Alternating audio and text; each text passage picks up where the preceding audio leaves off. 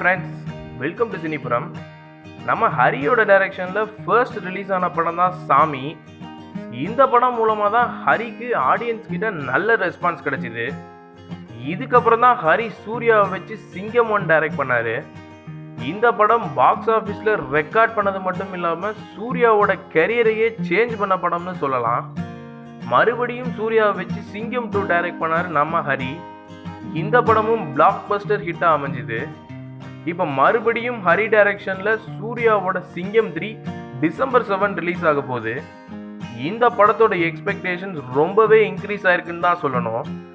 S3யோட pre பிஸ்னஸே 150 crores சொல்கிறாங்க. இப்போ latest news என்னன்னா, ஒரு பாப்புலரான ப்ரொடக்ஷன் யூனிட் ஹரியை மீட் பண்ணியிருக்காங்க.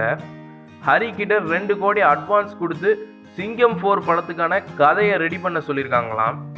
ஆனால் ஹரி நம்ம இளைய தளபதி விஜய் கிட்ட ஒரு ஸ்டோரி சொல்லி ஓகே வாங்கிட்டாராம். அந்த படத்தை அடுத்து டைரக்ட் பண்ண போகிறதாகவும் சொல்லியிருக்காரு.